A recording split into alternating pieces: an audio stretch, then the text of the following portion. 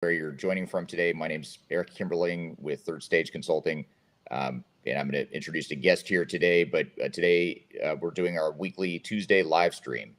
We do a live stream interview on things related to digital transformation. We cover everything from digital strategy to change management to software selection, implementation best practices, architecture, data, really anything related to digital strategy we cover here in this live stream.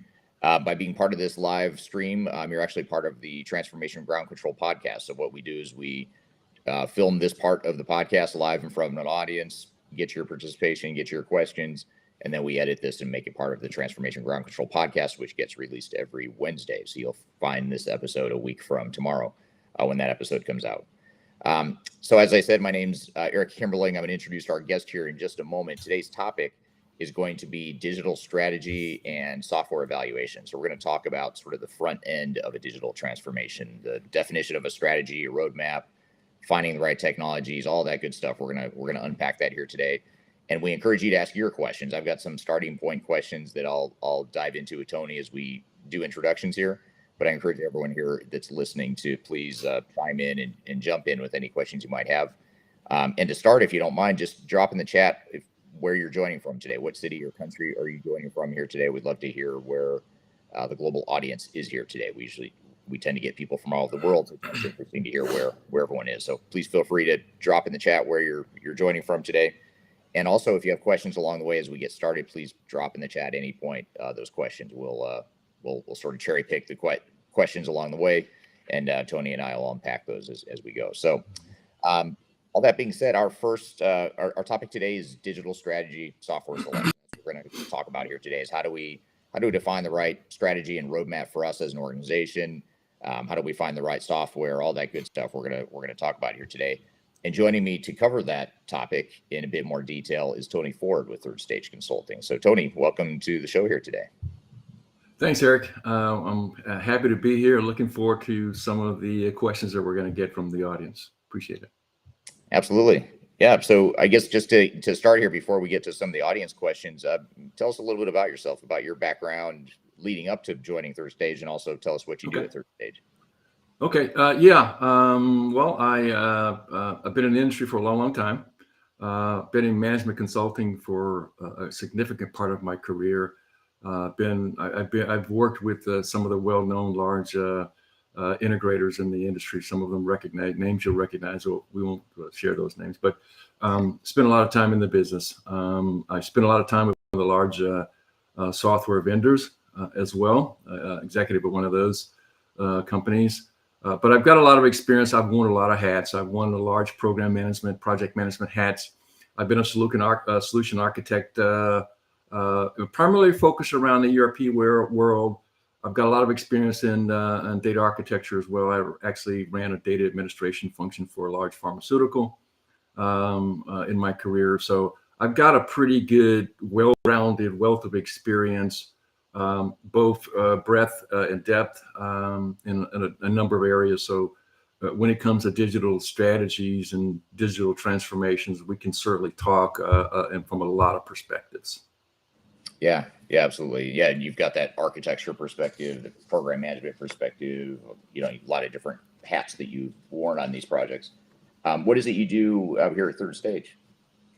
Well, I'm a digital transformation strategy consultant for Third Stage. So when there are opportunities to engage us to help corporations chart a course where they are trying to make some changes in their business, and then, of course, to deploy a technology or set of technology strategies around that. That's where we get engaged to help them with that.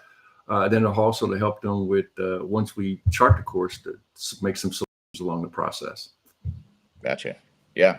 And so you've had some good exposure throughout your career to all different types of industries. And actually, we were just talking before we went live here about kind of your family. It has been in a number of different businesses as well. So you got to see kind of an entrepreneurial spirit within your upbringing. So Yep. At a young age, I imagine you started seeing maybe not digital transformation per se, but just seeing how businesses operate at an early point in life. Absolutely. Good deal.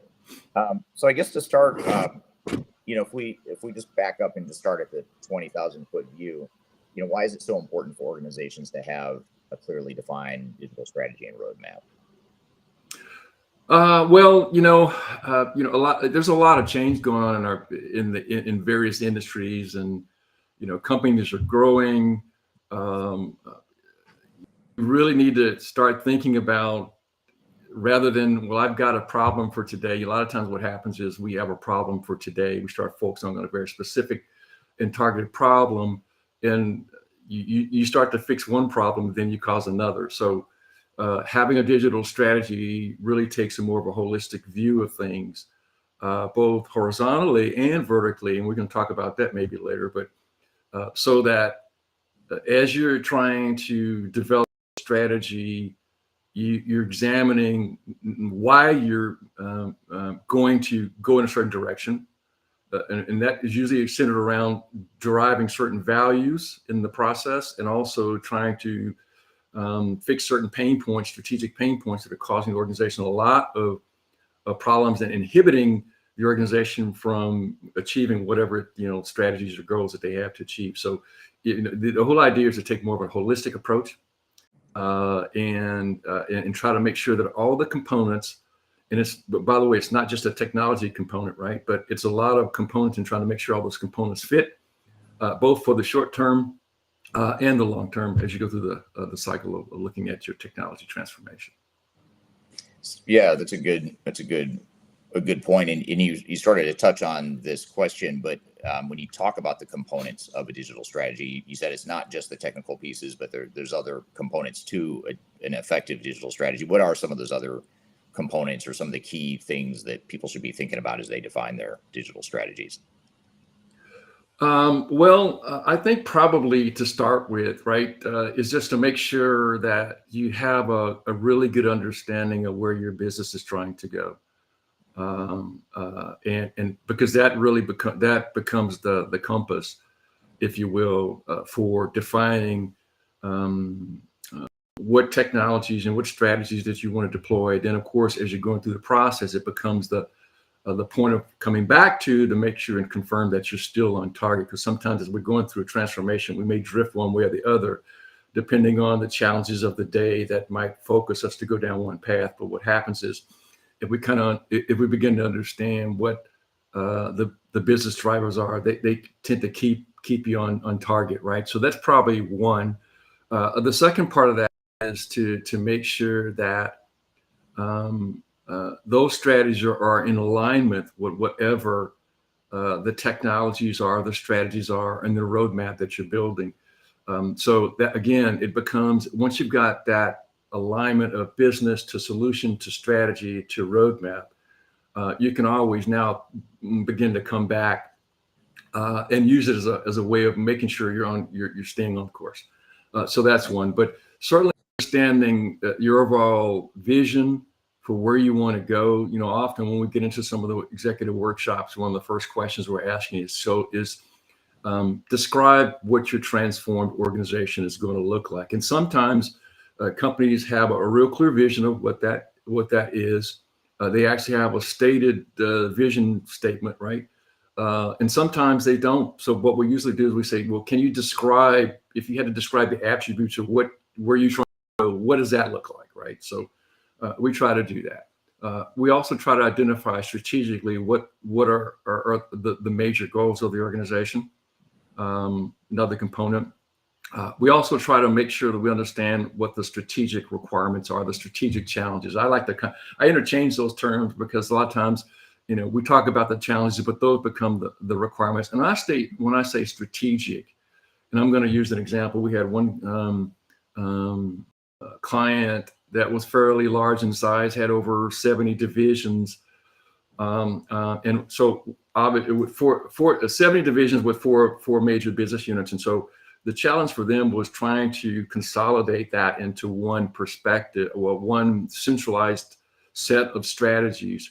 And so what we did there was clearly define, well, what is a strategic requirement? This is probably more of the common requirements to all of the divisions that they could all agree on were very important. Obviously, there's more than just that set of requirements, but those were the ones they decided were strategic to all of the business units, right? Right. Certainly understanding the improvement opportunities, the challenges, strategic challenges, prioritization, really important around strategy, because those tend to direct, once you start to feel for where your programs, the strategic programs are, where the priorities are, where do I start? Because a lot of times we don't know where we start, where the value is. You may find that there's some projects that are strategic, but they're low hanging in that the cost is low, but there's a real opportunity to create value. So understanding what those priorities are very important as well, because they'll drive the transformation program. So those are some of the really, of course, identifying and understanding what your strategic risks are through the transformation. As you're going through the process, right? Making sure you understand, well, there's some risk associated with that as well. And then lastly, I think having a real strategic understanding of organizational change. We find that organizational change is probably a really, really important part of the process. So that's a component that we really focus on during the process. Yeah. You talked about risk, which is interesting in the context of digital strategy. What are some examples of risks that organizations should be thinking about, or some examples of common risks that organizations identify at this point in the cycle when they're first defining their overall strategy and roadmap? I think one of the biggest risks is just making sure that you understand requirements and how they'll line up to your business. This is one that is really undervalued, I think, in some of our clients that we go to.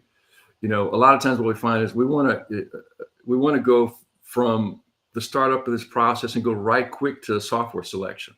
And so one of the pitfalls is the digital transformation. Sometimes when you look at a software selection, it's kind of packaged, viewed as one process, and it's really not one process. They're separate, and they have separate objectives. And the software selection is more of an output of the digital transformation. So probably one risk area is assuming that the digital transformation and the strategies that come out of that somehow are a part of the software selection. They're really not.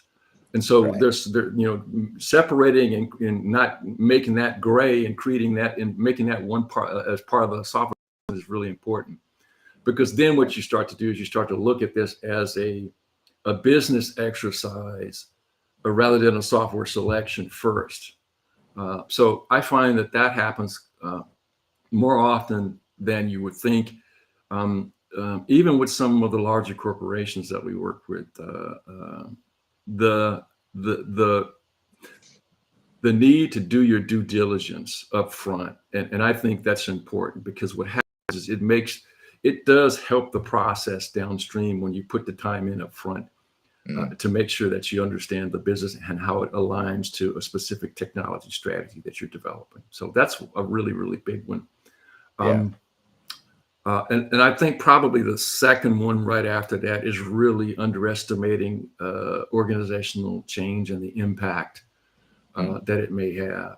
Obviously, if you're doing a really whole scale change of technologies or applications to support your business, it's going to affect your organization, not just from the standpoint of the organization and potentially resistance to the change, but also operationally, where you're going to have to change how you're doing things in your business that will cause a lot of discomfort, a lot of need for programs to help with the change process.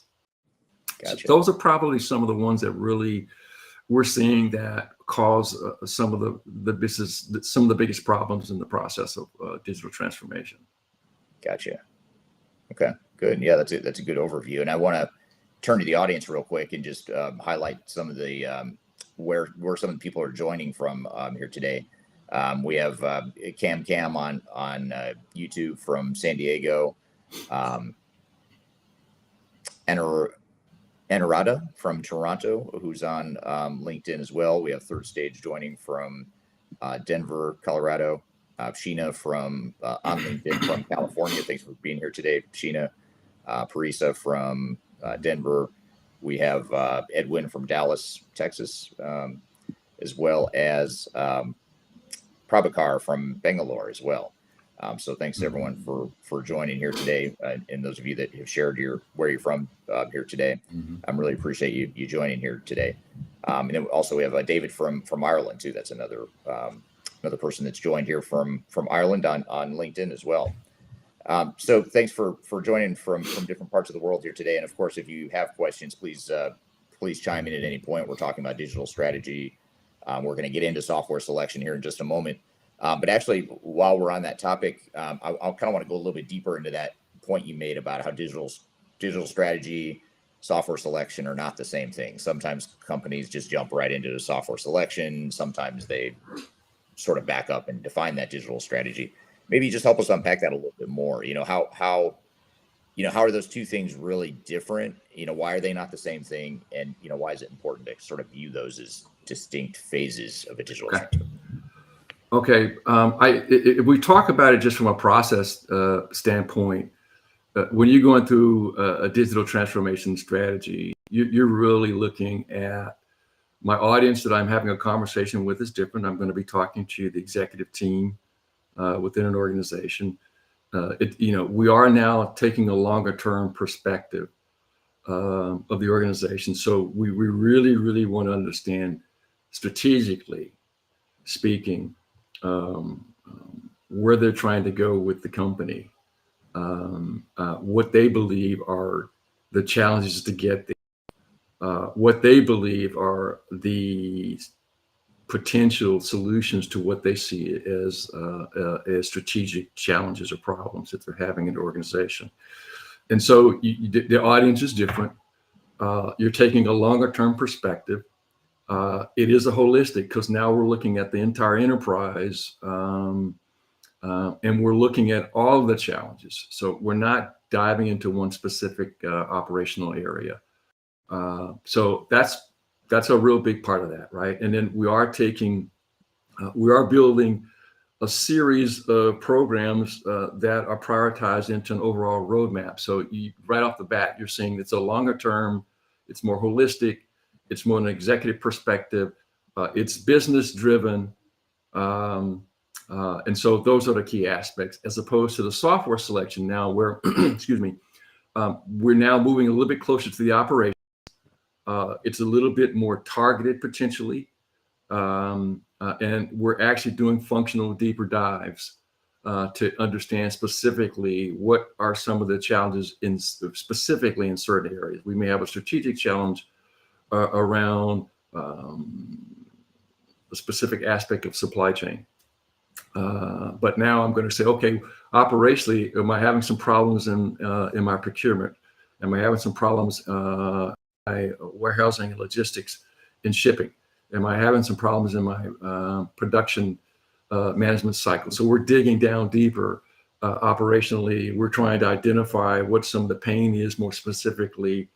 We're also trying to target now operational KPIs that are, by the way, are linked back to strategic goals. So one of the things that we're trying to do, I have a wheel that I call the business solution wheel, where we start with the vision and we work on the wheel. Well, one of the points on the wheel is operational objectives, and we want to make sure that they are tied back to specific strategies and goals, so that we'll keep continuing this linkage. Because the whole idea is, at some point when I create a project charter, right, I want to be able to go, I've got a KPI, which is an improvement KPI, that becomes an ROI back to the project, and I can tie that all the way back. So we're trying to make sure we do. So operationally, we're just digging down deeper, and it's more targeted and focused on a specific application or functional area, potentially with more details. Yeah, and I can see how if you just jump to that step in the process of just starting to evaluate technology, then it could get pretty overwhelming pretty quickly in terms of determining, well, what kind of technology do I look at? Even in your example, supply chain, you've got supply chain management, standalone solutions. You've got standalone warehouse management solutions, procurement solutions, logistics solutions. You've got enterprise-wide ERP systems that can do all that stuff. So if you look at all those different buckets, I mean, you could be caught up in analysis paralysis for a long time just trying to figure out, what technologies are out there. So that's the first, as you were talking, that struck me as well. Yeah, one of the biggest challenges that we see specifically, when I'm going to back up, when we go back to the digital strategy, is you consistently hear that I don't have visibility across the organization. I'm almost every time I walk in the door, some of the biggest challenges that we hear about strategically around business integration. Let's not talk about technology. It's just a business integration where I'm taking an order on the front end. And as a salesperson, I want to know the status of that order, but I can't see, because I can't see in the production cycle if I'm producing something out of the process. I can't see where it's at. I can't see logistically in a warehouse and shipping where's my customer's order. I can't see. And if I've got holes on orders, if I got holes, why is there a hole? So you see this whole. And then also in the approval cycle, right? You see the automation of approvals and integration across multiple organizations within the process cycle. I can't see the visibility of things. That's a really big one. So again, the holistic approach that you get out of the enterprise takes that perspective, and usually the issues with the digital strategy are those points of integration where I'm handing off information or I'm acquiring information from one department or one organization to the next. Those are the places where you tend to see some of the biggest challenges in the organizations. Interesting. Yeah. And then it's sort of a related question from the audience here. This is from Kyler on LinkedIn. How do you achieve executive alignment regarding viewing a selection as a holistic business decision rather than just an IT project? So how do you get executives on board with the fact that this is not just, to your point earlier, this is not just a technical decision or a technology evaluation? How do you get that alignment internally, or have you seen that dynamic had to overcome before? Yeah. And we've seen that. I've seen that type of resistance, right? Even at the executive level, right? Because again, there's a tendency to want to jump right to the software selection. That's a big challenge that we have when we go through these workshops and this digital strategy process. It starts first off with the executive workshops, making sure that we understand the business and the value, and very quickly demonstrating the linkage. And I say that it's important to make sure as quickly as you can to make sure that the executives can see the alignment in the value that a technology may produce out of the process. So that's one. And as the second thing is, as we're going through the process of identifying all the components, to continuously demonstrate the alignment and how, if I've got a strategic requirement or a challenge, how is that impacting or inhibiting a goal that I'm trying to achieve? So you got to make sure that we're continually aligning and continuing. If you're doing all these, if you're compartmentalizing everything and creating silos of information, and you're not linking that back, even at the strategic level, you're going to lose your audience pretty fast, and they won't see the value. But once you're linking it and creating that linkage and alignment, and even to the point where you start at the operational level, tying specific business process back to a strategic goal, and immediately they go, oh, so for me to achieve this strategic goal, I've got a business process supporting it, but it's being inhibited by a pain point that's causing us not to be able to perform in a manner that's helping me achieve my goal. If they can see that linkage, then it really helps the process of bringing the executive team over to the point of realizing the value in the process, if that makes sense. Yeah. And I could see organizations in today's day and age, especially with the world that we're in, where a lot of software vendors are sort of migrating their solutions, their old on-premise solutions, to the cloud. And now they're sunsetting their older solutions, like Microsoft's doing it. They're sunsetting Great Plains and kind of forcing you onto D365, or SAP's doing it with R3 and ECC, forcing you onto S4HANA. And they're all doing it. I don't mean to pick on just SAP or Microsoft. They're all sort of following a similar path to sort of pushing their customers over to the newer systems. it seems like a lot of organizations as a result of that are sort of bypassing this whole digital strategy thing, because it's sort of like what you're talking about is the big picture, long-term view. And a lot of them are getting down in the nooks and crannies of, well, I've got to replace my old Microsoft or SAP or ERP system now. So that's my digital strategy. I'm going to replace my legacy system. Do you see that dynamic a lot more nowadays Yeah, than we saw 10 years ago? I do. And the mistake that some of the organizations are making is, again, focusing on one problem Yeah. and one solution.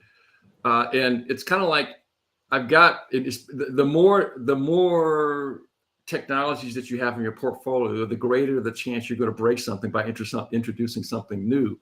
So it becomes very important now.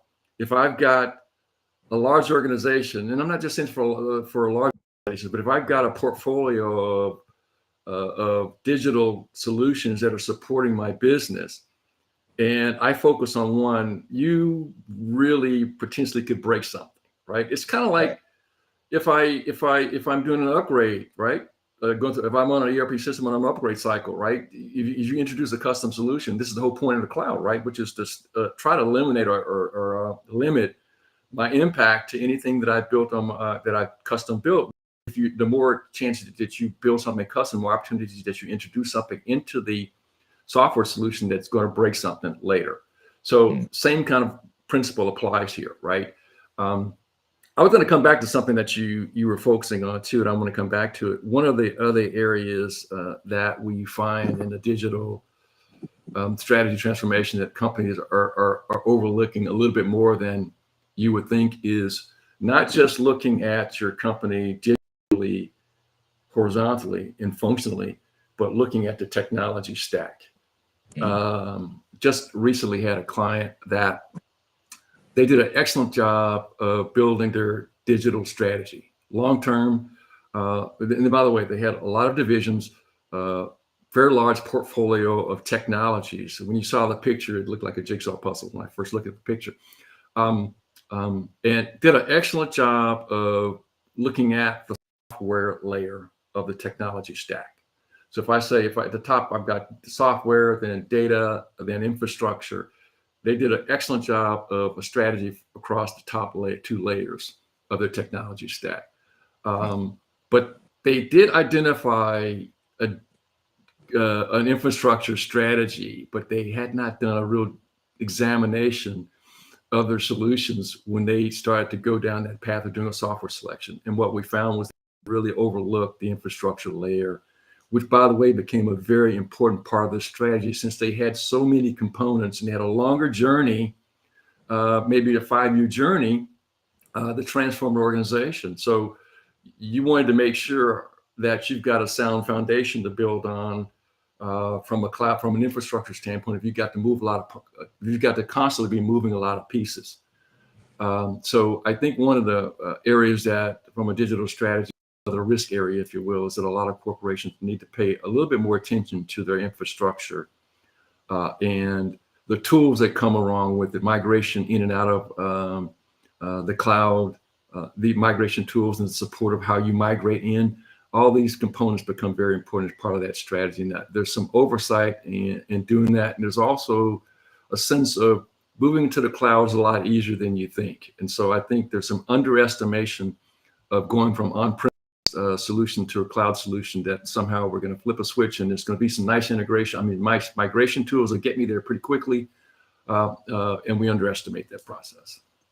Yeah, that's a good point, and it's a good way to really think outside the box of just a application. Even if you were just implementing an application and moving it to the cloud, there's a lot more to it. As far as data, the integration points, the overall architecture, obviously all the process changes, the change management strategy that you talked about. I mean, that's just a lot of stuff. And what I think is really interesting that you're talking about here is that in most cases, I would say, and tell me if you agree or disagree with this, but it seems like in most cases, it's not, even if a client thinks it's going to be one system, it's going to be one ERP system, a core ERP system that does everything. It's usually not. Usually you've got other stuff you've got to tie into and integrate with, or you end up in a best of breed scenario, even though you don't really want to, because you need different capabilities that the core system doesn't have. Is that something you found, or what are your thoughts there? Absolutely. There's never, even when you lock down on a single ERP solution that you think let's face it, it's never 100% fit, right? Right. So there's always an opportunity for third-party components. There's always a opportunity for some custom solutions. There's always an opportunity for even some of the software vendors who are using third parties to build components that are branded to their own solution. There's always potential there for those types of scenarios where you've got to have hooks into different components. So integration of the different pieces and ensuring that you've got platforms that enable the ease of integration or easier integration, right? Becomes very important. So again, it comes back to taking more of a broad look and recognizing that a digital strategy, one of the outcomes of a digital strategy is the blueprint. And the blueprint is really just to help you define the characteristic of what your technology should look like. And so now you have a specification for a technology, an ERP technology, but it's not defining that specific solution. It's saying, here's what the model, here's what your technology should look like. Here are the capabilities it should have. And now that becomes a measuring tool. Again, when you go to look at your actual ES software selection, you have something to go back to and measure against because you have built a blueprint of what that solution to look like to enable your business to achieve what it needs to achieve. Yeah, it's a good point. And this question from the audience here from Prabhakar, I hope I pronounced that right, from Prabhakar on LinkedIn asks the question of share your thoughts on this comment. The change in technology after we start our digital transformation with the technology and the expectation from the leadership to align our existing program with this new technology. I think what he's saying is, what are your thoughts of that common dynamic where an executive says that our digital strategy is to implement this technology and we're going to align everything around, the program and everything we do around that technology. I think what he's getting at is what you were talking about earlier, which is what you don't want to do, or at least that's my perception. If I misunderstood the question, please, correct me. But what are your thoughts there on do you see that dynamic and how do you overcome that dynamic of, hey, our digital strategy is to implement this technology, or we're going to focus just on deploying that technology and doing everything we need to do? Okay, I think there's two ways to approach that dynamic, right? One is when you build your digital strategy, it does become, and I'm going to use that word compass again. It's the compass that allows you to come back and litmus test that if I'm taking a specific digital strategy or and let's say I'm midstream, I've got my roadmap and I'm actually maybe in phase 2, right, of my roadmap. And I obviously, if you've got a longer journey, you've got a longer road path, there's always potential that somewhere your market's going to change. And part of the solution for building a digital strategy is to build for change. That has to be one of the objectives of digital strategy is to make sure that I've got a blueprint that creates flexibility and ability to scale as my markets and my industry changes. So that's one thing that's going to aid in the process downstream, is that I've anticipated change, and I'm building my digital solutions around flexibility to change with my industry and so forth. That's one. Second one is, since you've built a digital strategy, is you've got blueprint and you've got a roadmap, you now again have this tool that you're using that continuously gives you a place to go back and check and make sure. And even if you're in the IT world and you start to see maybe we're drifting away, you have a way to come back to the executive team that says, again, we have a solution that's aligned to specific values. Are we moving away from that? Or if our business values have changed, is our technology still aligned? So you have a constant way of going back to you and checking off whether my strategy is still sound, whether my if my business has changed or the technology changes, is everything still sound? So you've got to go measure against. Yeah. Maybe hoping that's answering your question. I think the main thing is to make sure that you have, and the other thing too is to continuously evaluate against it, right? We build a digital strategy and we just say, okay, that's it. We're not, it's never going to change, but that's not going to happen because it is going to change. So you have to constantly come back to it and use it as a tool that it is and evaluate, maybe year to year or what have you, project to project, am I staying course? And to challenge that strategy to make sure that what we're doing is still in line with what we were trying to achieve in the beginning. Right. Yeah, that's sound advice and a good way to sort of get outside the myopic view of just deploying technology as well. Here's a comment, but I'm actually going to turn this into a question. And this is from Ghassan on LinkedIn. He says, I've yet to see a tool that will help simulate a cloud migration project whereby you input all your existing on-premise solutions along with integration points, and the tool will provide you with an estimated cost along with the timeline. Let me finish the question here that it led off the screen here. Along with the timeline, providing offerings from various infrastructures as a service providers. So Ghassan's sort of thinking ahead here to like, we have the technology to do it, I suppose, with artificial intelligence, machine learning, ways that you could put inputs to sort of predict how long a project is going to take. So he's making the comment that tool doesn't seem to exist as far as some sort of automated tool where you just plug in what technologies you have now, what you're going to, and what your integration points are, and it's going to spit out some sort of estimate. Why do you think that doesn't exist yet? If only were that easy. Yeah. Well, no, he's probably right. It doesn't exist. There's just so many different components. There's so many factors that influence. Often, I'm going to say this too, often with third stage, we produce a lot of materials and opinions. And a lot of times, we have clients that want to take our opinions and apply them to all circumstances. And of course, they don't apply to all circumstances. They're like any other study or case, like that any other large strategy organization might produce. They have their place. And so you have to understand what the constraints are around a specific opinion and recognize that with each scenario, each opportunity company, some of the factors change that the criteria changes for an input that to the criteria will change and will deviate an opinion from what's real in my own organization. So you have to be careful when you're using professional opinions because they're good start points. They're good to help you. They're good for confirming. I like to use multiple points when I'm trying to confirm a strategy, confirm an understanding of something.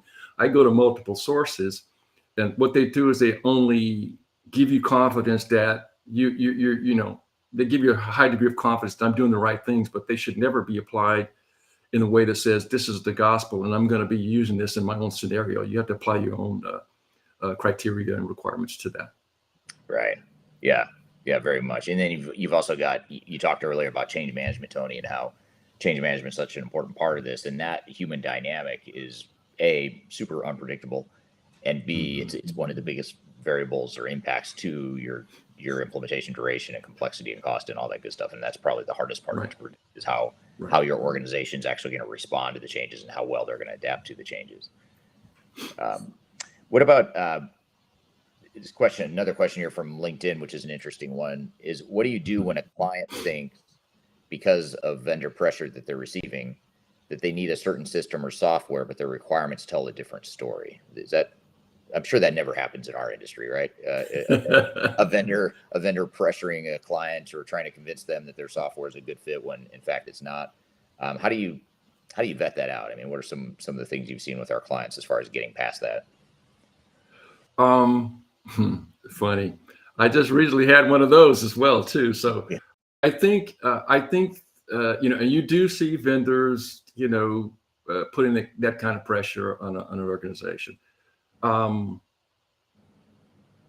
think the best solution to that, right, is to again come back with as much verification from multiple sources that will help an organization feel comfortable that maybe what a vendor is saying may not be exactly what the perception of the marketplace. At some point, you've got to say, okay, the market says this.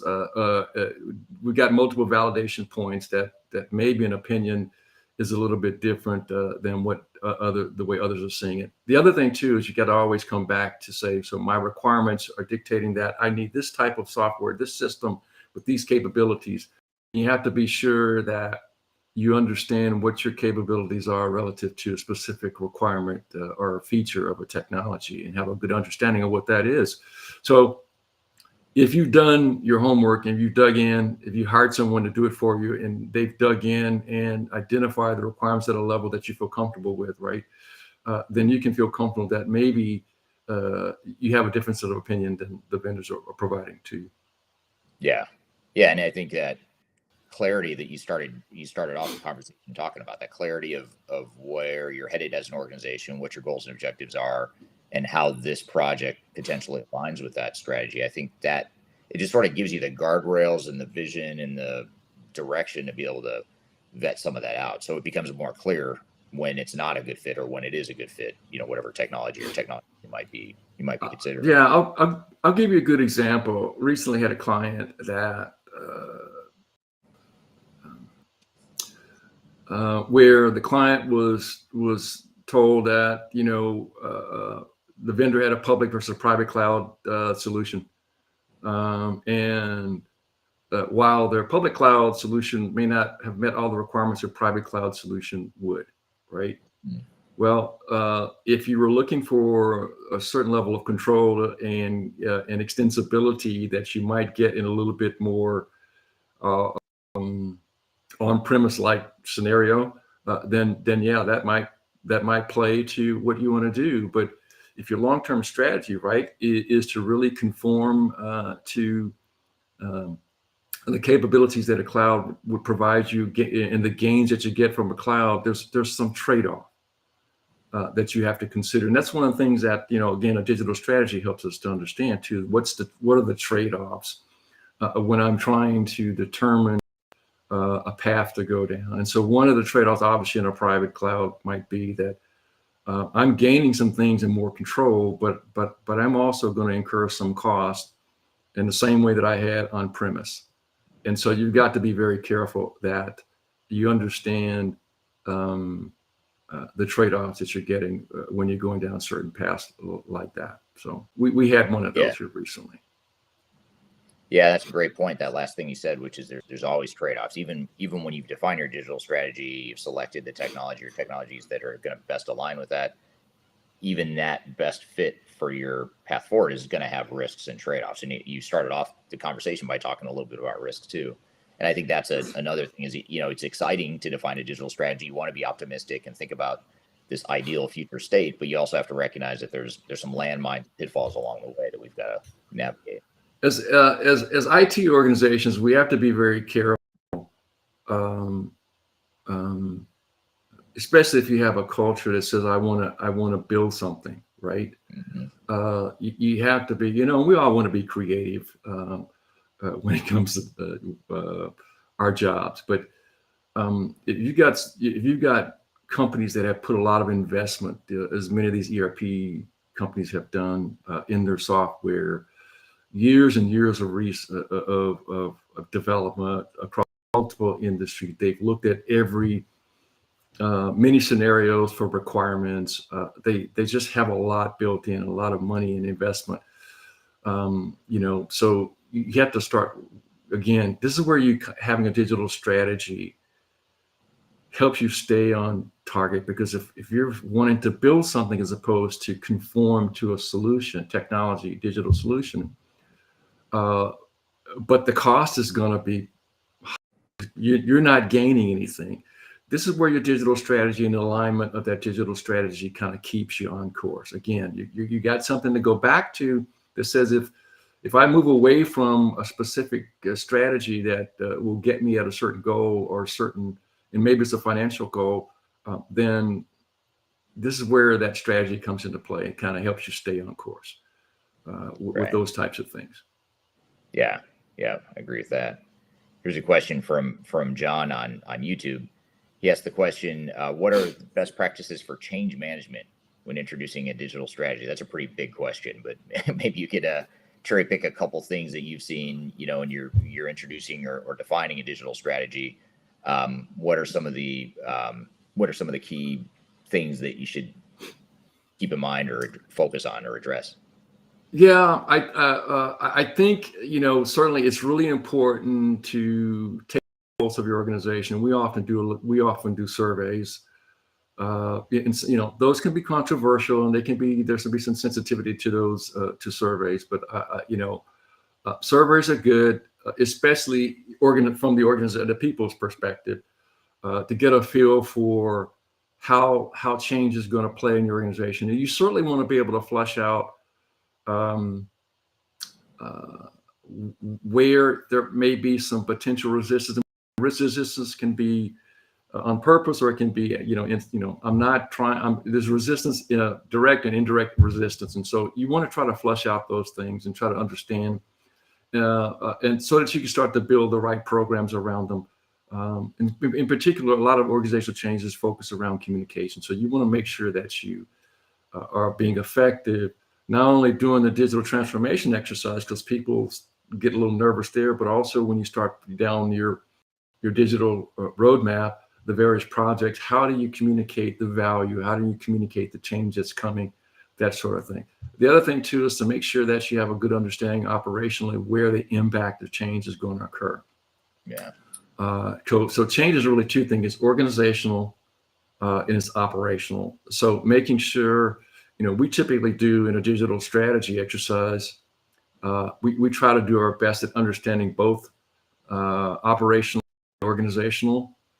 We tend to get, when we do our functional deep dive, we get a little bit more understanding around the operational level, but you certainly want to understand those. And of course, and to develop the appropriate programs to help with the transformation as you move forward. Yeah.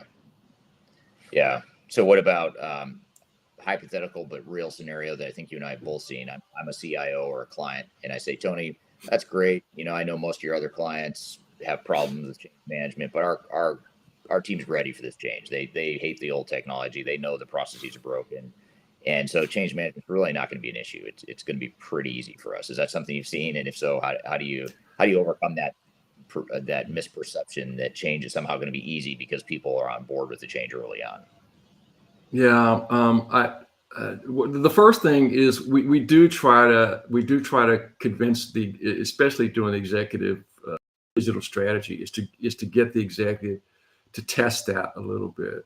There's no harm in doing some level of surveying to get a feel for what that looks like, and what we try to do is we tell them that when you think there's not resistance to change, there always is some resistance organizationally to change. And depending on the scope of the change, the numbers of operational areas are going to be impacted. If the scope tends to be fairly broad, you can almost guarantee that there's going to be some fear, some concern about the newer technologies.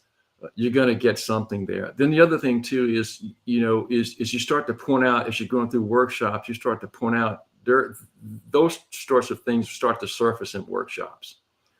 And so one of the things that we've done as we go through digital strategy is when we do like a checkpoint at some point, we release a list of observations that we see in some of our workshops, especially the ones that start to validate an opinion that we have about organizational change or processes, and where some of the pain in the organization may be. We start to, outside of identifying specific pain points, we raise observations that we think are important that the executive teams need to be aware of. And so we try to flush those out. So it's kind of two things. It's one, you use surveys, but you're also capturing observations during the workshops and trying to flush those things out and raise the visibility to the organization, executive organization.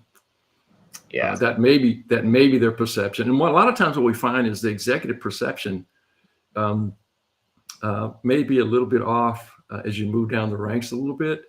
Often what we do, another strategy that we do is if we're going through executive workshop, we separate if it's a larger organization, we can do this, but we'll separate workshops between, say, the senior executive team and maybe an operational management layer.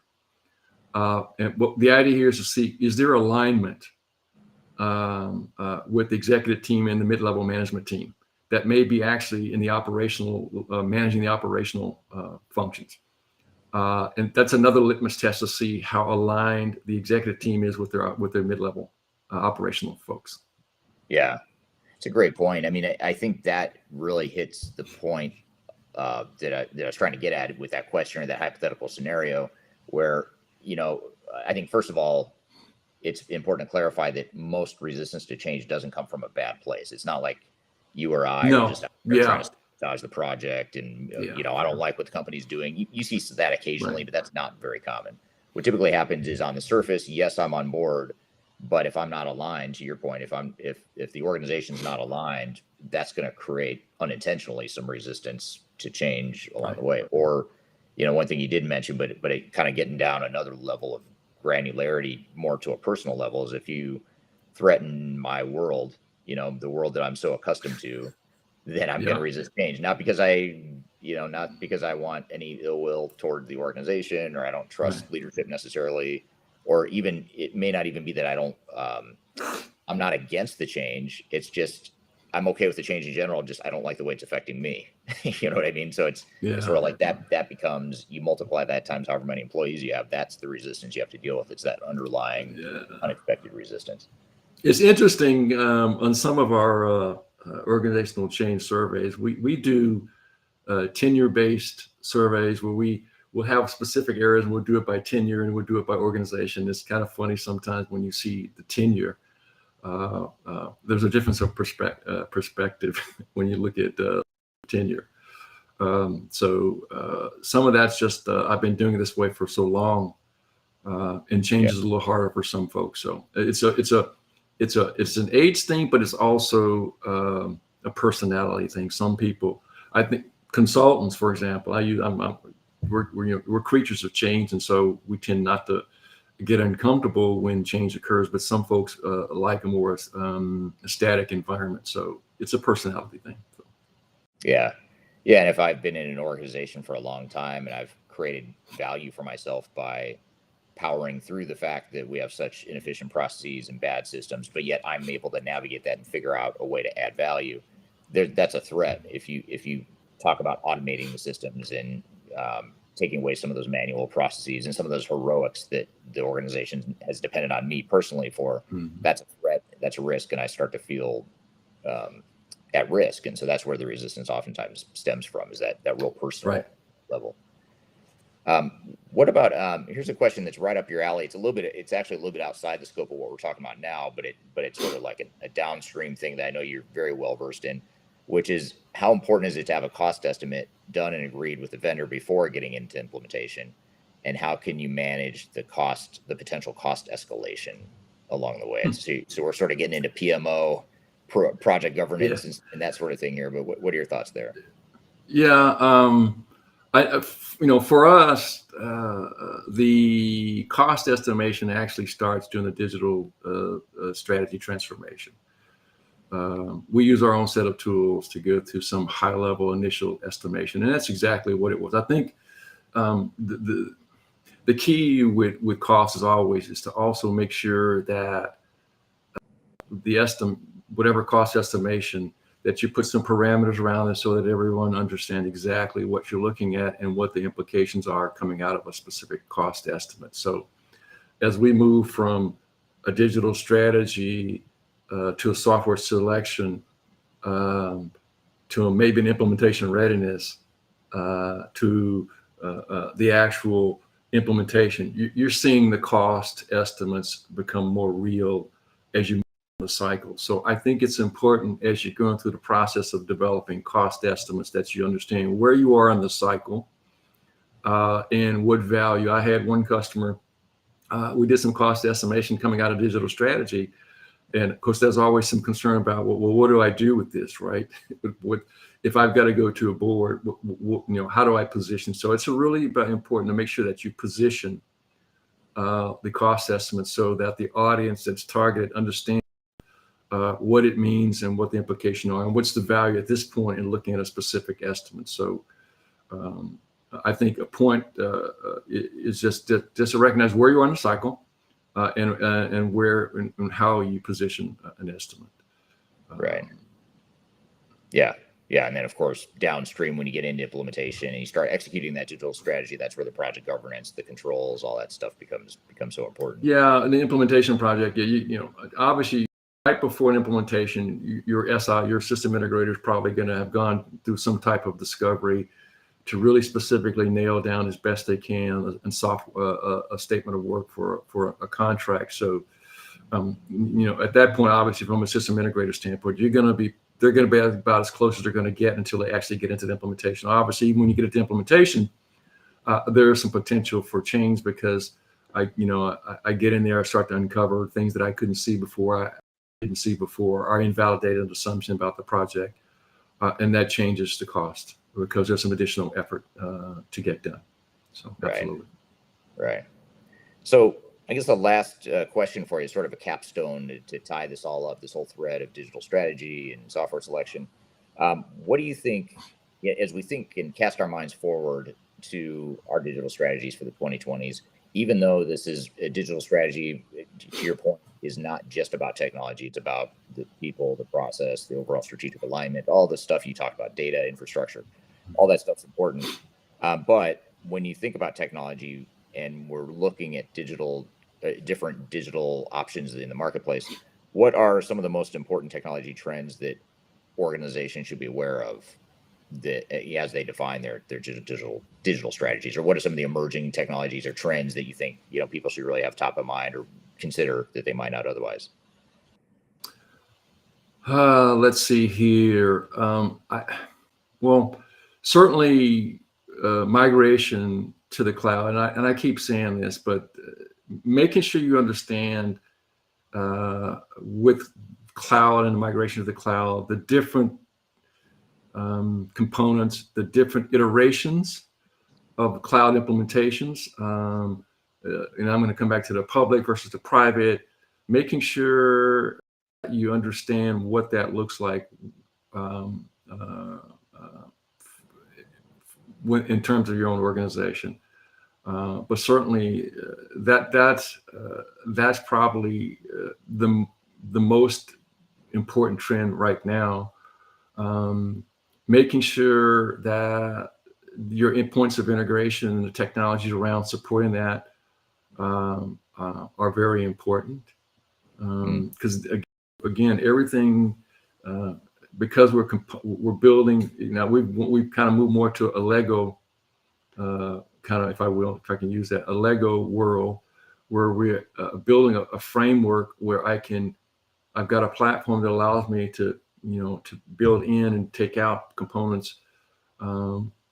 It becomes very important. So making sure, and I say cloud, but just making sure that your infrastructure, that layer allows for change, because you're on a path. You got to look at this as a path, a journey. And I'm going to assume you are going to be changing your technology. So I think that becomes very important. Not in addition to just your software as a service, that software layer and the data layer, but to make sure that your infrastructure layer is addressing your long-term needs. And it becomes even more important because I always use that example of building a house on sand. If you build a house on sand, it's going to sink. So building your digital strategy on a strong foundation so that I can change. One of the scenarios that we had for one of our clients here recently was all things equal. We had to look at their strategy around the platform of the infrastructure vendor they were going to go with. And ultimately it dictated what software provider they were going to go with, because they had invested a long-term strategy in a cloud solution, cloud provider, the tie between one cloud provider and the other layers of this technology stack, data and application, became more important. It was actually the game changer for the decision process versus the other two finalists, where they had the software and platform layer being owned by two different organizations. So, and that they hadn't made a significant investment. It became a big part of the decision process. So, Very for interesting. me, so those tend to be the ones, the area that for me is more about making sure that you understand the components and the decision process around the components as opposed to some of the technology trends. Yeah, it's a good point, because we can get caught up in analysis paralysis, as I mentioned before, but looking at machine learning and AI and RPA and lots of cool stuff, right? I mean, a lot of the vendors are investing pretty heavily in these emerging technologies, but to your point, it's the different components of the digital strategy that's the more important thing. It's making sure it all fits and supports your strategy. For sure. Some of the ones you just mentioned, you're seeing. I personally have not looking at ERP solutions. Business intelligence is still a dominant theme when we're talking about solutions. It's been in particular where people are trying to really get a 360 view of things. I want to see the 360 view of my customer, self-service capabilities, so that I can allow my customers and suppliers and other partners to have an understanding of how they're interacting with me. The Internet of Things has become, I'm seeing that more and more as we discuss technology solutions. So all of the ones that we just talked about, but we're seeing those, but they're, again, they're becoming more and more the extensions. And so we have to just focus on the components and making sure that our drivers are validating any technology solutions. For me, the trend around digital transformation, building the blueprint and the strategies and the roadmaps are becoming more trend, because organizations are starting to recognize the importance of investing in the effort to make sure they understand. And it's not just the big, the large cap kind of firms that are doing that. Some of the small organizations are recognizing now that they need to really be taking a little bit more holistic view, because it's the life, especially in the smaller firms, it's the life or death of my business. If I don't understand, I had one small company, just one more time, one small company, and they were not very efficient in their supply chain. All the classic problems, I can't see, there's no integration, and the speed of delivery was the most important aspect of their business. And because they use a lot of international, they exported, having a digital connection to their shipment, the ocean carriers, was extremely important. So you can see right away, having a holistic view of the business, I can't just fix one area without understanding all of the business. So that became very important for them. Yeah. Very interesting. Well, good. Well, that's a good overview. I know there's a lot we didn't talk about. We could spend a couple more hours talking about this, but I think that's a good place to leave it for now, and give kind of a primer or an introduction to some of the things to be thinking about digital strategy. And thanks for being here today, Tony. I really appreciate having you on the show. And people can reach you on LinkedIn. They can certainly connect with you, Tony. Absolutely. Ford. Yep. I'm there.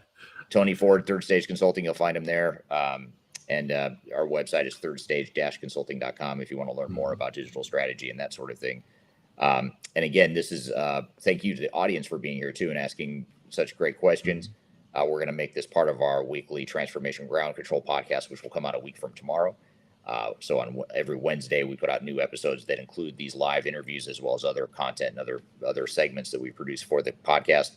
And that comes out on LinkedIn, YouTube, Facebook, Twitter, as well as all the audio podcast platforms as well. So you can check that out every Wednesday on any of those platforms that you might prefer. So I want to thank everyone again for being here today. Have a great rest of your week. We do these Tuesday live streams every Tuesday, so be sure to check us out and follow us for more good content like this on any of the social media channels. You can follow Third Stage or myself on there as well. So thanks again, Tony. Thanks everyone for being here, and have a great. Thanks a lot, everyone. Appreciate it. All right, take care.